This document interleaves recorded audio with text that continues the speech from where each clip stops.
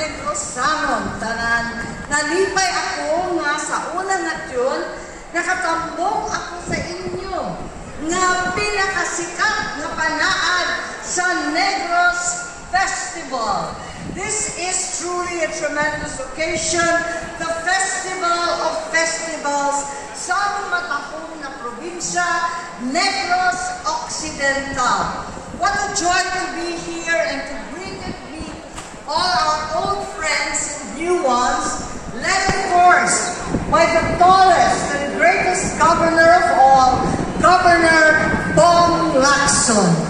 Indeed, our provincial festival in Ilocos Norte is a brand new one that I initiated. Today, I heard something new. We need also the trade booths and exhibitions so that everyone, each of the towns, can get some ROI from the expense of the fiesta, selling their very best products and specialties. This is truly a best practice. Atong pinalanggan na ba, ang tanong ko lang, anong kasalanan mo na napakalaki na ganyan ang krus na suot mo? Yun lang.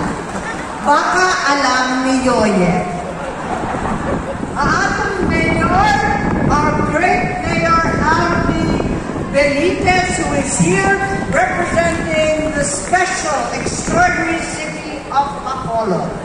The members of the Sangguniang Panlalawigan of Negros Occidental, the congressmen and women of Negros Occidental, Jingo, my door-to-door escort from San Carlos, Yoyet, whom I have known since childhood, Chedeng Alvarez, my super suki, and Greg Gasataya, my seatmate in the Commission on Appointments.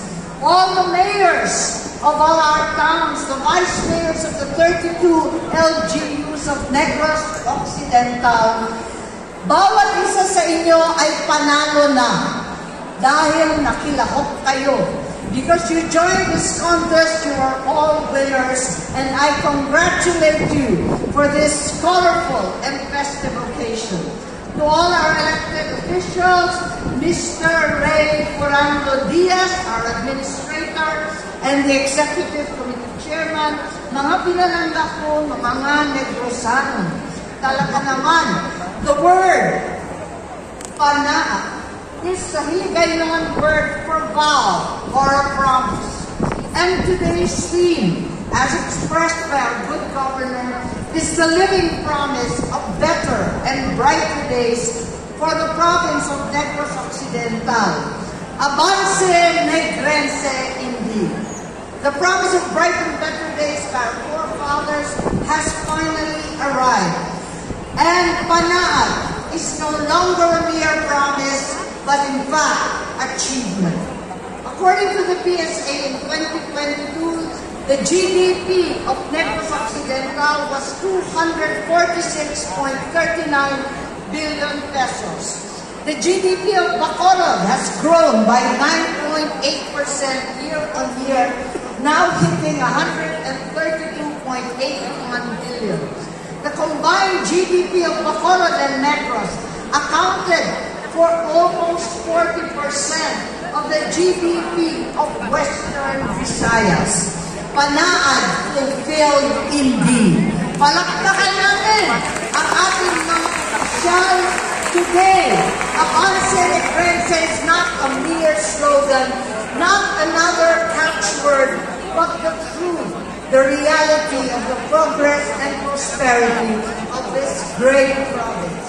Negros Occidental is the largest share of the region's agriculture, accounting for 32.3%. The province is the largest share in the total industry of Western Visayas, 33.6%,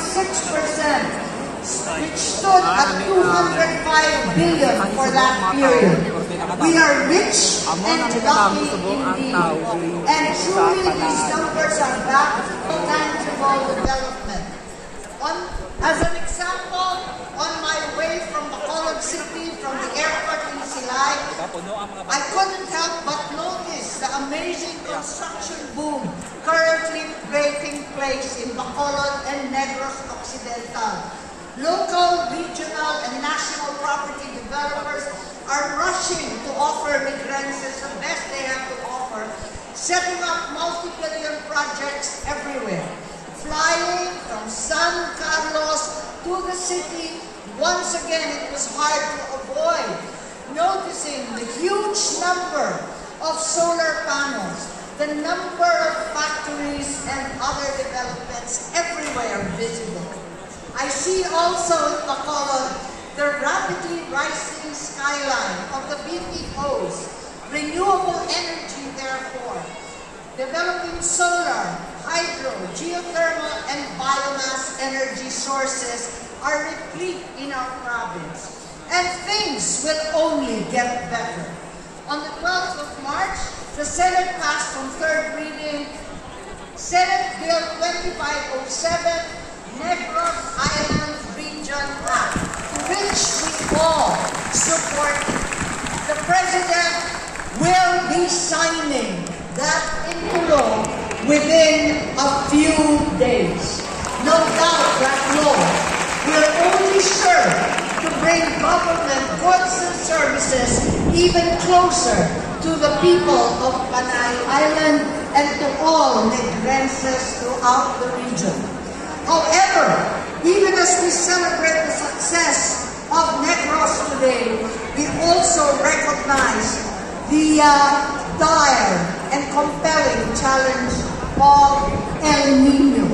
El Nino that has struck 29,400 Filipinos, Region 6 suffering the biggest number of 18,000 farmers already affected.